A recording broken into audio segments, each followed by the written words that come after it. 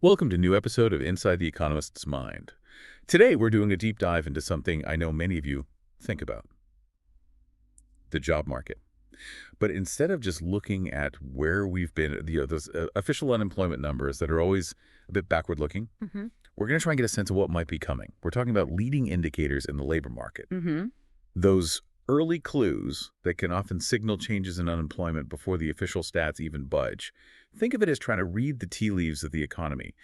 Maybe get a potential heads up on job prospects. That's right. And, for anyone trying to understand the bigger economic picture, including institutions like the Reserve Bank of Australia, these leading indicators are really vital. The RBA uses them to gauge the current health of the labor market, assess how close we are to full employment, and ultimately inform those important decisions around monetary policy. Okay, so our mission for this deep dive is to figure out which of these leading indicators are actually the most reliable for predicting where the unemployment rate is headed. Yeah. We're digging into research straight from the RBA, who've been looking at various data points to see what really gives us a trustworthy early signal. Exactly. And the kinds of information the RBA, and thus we are focusing on, fall into a few main buckets. First, we're looking at measures of unmet demand for labor, like job advertisements and the number of open positions. Okay. Second, we'll explore what consumers expect in terms of future unemployment. Right. And finally, we'll examine the hiring plans of businesses themselves. All right, let's unpack that first bucket then. Yeah. Unmet demand, starting with job advertisements and vacancies. Why are these such key signals to watch? Well, what's fascinating here is that job ads and vacancies give us a pretty direct read on how eager businesses are to hire. When the economy is picking up steam, companies usually start looking to expand their workforce. This increased demand shows up as more job advertisements being posted and a greater number of unfilled jobs, those vacancies, as firms compete to attract workers. The key insight here is that this activity, at the employer level, often precedes actual changes in who is employed. In a tight labor market where there are lots of job openings and relatively fewer unemployed people, that means that those who are looking for work should find it easier, right? Right. Which should eventually lead to the unemployment rate going down. Exactly. And this inverse relationship between job vacancies and the unemployment rate has been observed over time. It's often illustrated by what's known as the Beveridge curve. Ah, the Beveridge curve. Yeah. Now, it's not a perfect one-to-one relationship. It tends to be nonlinear.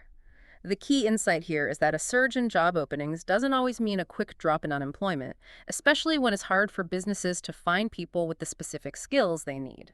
That makes sense. So we're looking at both job advertisements and vacancies. But the RBA research differentiates between stock and flow measures. Can you break that down for us? Yeah, this raises an important point about how we track these things. Stock measures like the ABS vacancies data or the ANZ-Indeed job advertisements, they give us a snapshot of all the jobs that are currently available and actively being advertised. Think of stock like the water sitting in a bathtub, the total amount available right now. Okay. The ABS data is broader, capturing vacancies advertised through all sorts of channels. On the other hand, the ANZ-Indeed measure is more timely, comes out monthly, but it focuses specifically on online job postings. Right, online only. Yeah. It's also worth noting that the current ANZ-Indeed series is a blend of their recent data and a historical ANZ series. Plus, the ABS survey had a period where it was suspended, so estimates were used then. Okay, so stock is the current inventory of open jobs. What about flow? So flow measures, like the JSA Internet Vacancy Index, track the new job postings as they appear on platforms like Seek, Career One, and Workforce Australia. Think of flow as the water coming out of the tap, the new additions over a period of time. Ah, I see. What's valuable about these flow measures is that they can be more responsive to recent changes in demand. If companies suddenly need to hire more people, you'll likely see a quick jump in new job postings. Right. They also aren't affected by vacancies that have been listed for a while or have already been filled. But shorter history, you said. Exactly. The JSA index has a shorter history compared to some of the stock measures, starting only in 2006. So we've got these direct measures of what employers are doing, but the RBA also looks at what consumers are expecting when it comes to unemployment. Specifically, the Westpac-Melbourne Institute measure. How does that fit in? Yeah, this is a different lens altogether. The Consumers' Unemployment Expectations Index tells us about how households feel about the future of the job market. How they feel. If the index goes down, it means more people expect unemployment to fall. What's fascinating here is that this isn't about what employers are currently doing. It's about the overall economic mood and how that translates into people's sense of job security and opportunity. As you can see in their graph 3, this measure can fluctuate based on broader economic news and sentiment. Interesting. So it's kind of like a public confidence barometer for the job market. Pretty much, yeah. And then we have the firm's hiring intentions, right? The ND Business Survey and the RBA's own liaison program. Exactly. These are more forward-looking, directly asking businesses about their plans to increase or decrease their workforce. So asking them straight out. Mm-hmm. The NAB survey and the RBA's conversations with businesses can give us insights into whether firms anticipate needing more staff in the near future. However, it's important to keep in mind that these tend to reflect the market sector more closely, industries outside of things like healthcare, education, public admin. So they might not give us a complete picture of overall labor demand, and some of these measures also have a relatively shorter track record, as shown in graph 4. Okay, so we've got this array of leading indicators. Now, how do we determine which ones actually give us a reliable signal about where unemployment is headed? The RBA research looked at correlations, right, between changes in these indicators and changes in the unemployment rate. Exactly. What's crucial here is to see how movements in these leading indicators relate to subsequent movements in the unemployment rate. The RBA researchers analyzed these correlations, often focusing on percentage changes to account for some of those nonlinear relationships we mentioned, especially with vacancies and job ads. Right, percentage changes. Yeah. For the other indicators, they looked at percentage point changes. Their Table 1 summarizes how strong these connections are and whether the leading indicator tends to move before or after changes in unemployment. Interestingly, the strongest links often appear either at the same time or with the leading indicator preceding changes in unemployment by about 1/4. So about 3 months ahead, some of them. Yeah, roughly. Which could be really useful, as you say. But the RBA also explored combining multiple indicators into what they call a summary leading indicator. What's the thinking behind that? Well, the idea is that no single indicator provides a perfect forecast. Right. By bringing together information from different sources, we might get a more stable and accurate signal. The summary leading indicator used in this research is a simple average of the standardized percentage changes in ABS vacancies, ANZ-Indeed job ads, and the WMI unemployment expectations. Standardized, so putting them on the same scale. Exactly. Think of standardizing as putting these different types of data on a level playing field so we can combine them meaningfully. The rationale for choosing these three is that they have the longest historical data available, allowing for a more comprehensive analysis across various economic ups and downs. Okay, long histories are good. Definitely. And as Graph 5 illustrates, this summary indicator has historically tracked and often slightly led the unemployment rate. So the key insight here is that by looking at these three things together, job openings, ads, and how people feel about job security, we get a surprisingly strong signal about where unemployment is likely heading. It's like in cooking sometimes, the best flavor comes from combining different ingredients rather than relying on just one. Ah, yeah, good analogy. So after identifying these indicators and even creating a combined one, how did the RBA actually test how well they could predict the future? This is where the out-of-sample forecasting exercise comes in. Think of it as a real-world simulation. They took historical data, used a portion of it to build forecasting models based on these leading indicators, Right. and then tested those models on data that the model hadn't seen before, mimicking a genuine attempt to predict future unemployment. The crucial insight from this test is that it shows us which indicators are genuinely good at predicting the future, not just good at explaining the past. And how did they measure the success of these forecasting models? What were they looking for? They used something called root mean squared errors, or RMSEs. RMSEs, okay. Essentially, this measures the average size of the mistakes the model makes when predicting the unemployment rate. Lower RMSEs mean more accurate forecasts. Lower is better, got it. Yep. They focused on the period before the pandemic, as you'd expect, to avoid any unusual economic jolts from skewing the results.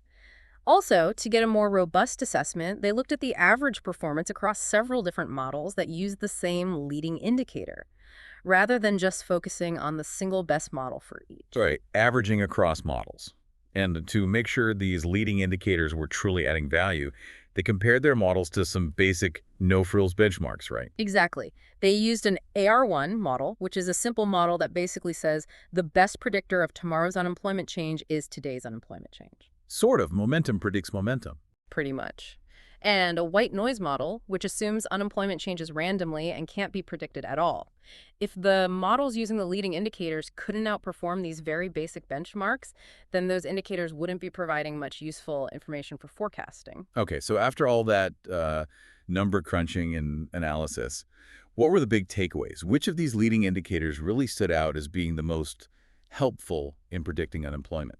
Well, the research found that the summary leading indicator, that combination of vacancies, job ads, and consumer expectations and ANZ-Indeed job advertisements on their own, were the top performers among those with a long history. The summary one and ANZ-Indeed ads. That's right. As you can see in Graph 6, models using just the summary indicator or just ANZ-Indeed ads had lower RMSCs, fewer errors than the other leading indicators and those benchmark models.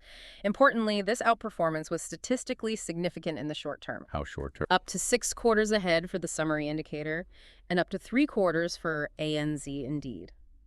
This is a really practical finding, suggesting these are valuable tools for making near-term forecasts. Okay, that's useful. What about the other indicators? How do they measure up? Well, while ABS vacancies did perform better than the simple benchmark models, they weren't quite as accurate as the top two. Still better than nothing, but not the best. Right. Interestingly, the WMI unemployment expectations on their own performed only about as well as the benchmarks. Huh. Even though it's in the summary indicator. Exactly.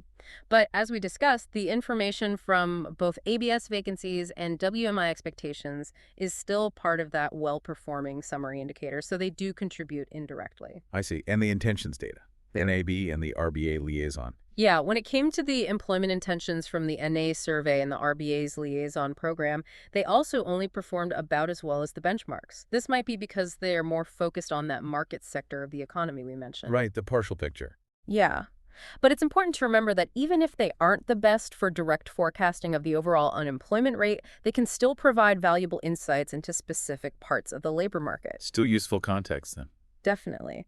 And surprisingly, including other broader economic indicators in the models, things like economic activity, other tightness measures, real unit labor costs didn't significantly improve the forecasting accuracy beyond what they could get from just these key leading indicators. Wow, okay. So simpler is sometimes better here. Seems like it, for this particular task. So the main conclusion from the RBA's research is that for predicting unemployment in the near future, models that include either that summary leading indicator or just the ANZ-Indeed job advertisements are the most effective. But they also point out that they use a variety of models and qualitative information when they're making their overall forecasts. It's not just these. That's right. While these leading indicators give us really useful signals, forecasting the economy is complex. The RBA takes a comprehensive approach, considering various statistical models alongside the insights they gather from their ongoing conversations with businesses across the country. Okay, so for you, the listener, the key takeaway here is that certain leading indicators, particularly that combination of vacancies, job ads, and consumer expectations, as well as just keeping an eye on timely job advertisement data, these can give you a pretty good early sense of where the unemployment rate might be heading. It's like having access to some early warning signs for the job market, rather than just waiting for the official numbers to be released. And it's worth remembering that even those indicators that aren't the absolute best for direct forecasting still provide valuable context. They help us understand the different forces at play in the labor market, from how eager employers are to hire to how confident consumers are about job security and what businesses are planning for their future hiring. So here's something to think about. As you go about your week, maybe pay attention to what you see and hear. Are there more help wanted signs in local businesses? Is there a general feeling of optimism or concern about the economy among the people you talk to? Consider how these real-world observations might align with the trends we've discussed in these leading indicators. Thinking about the economy through this lens might just change how you interpret economic news and anticipate what the future could hold for the job market.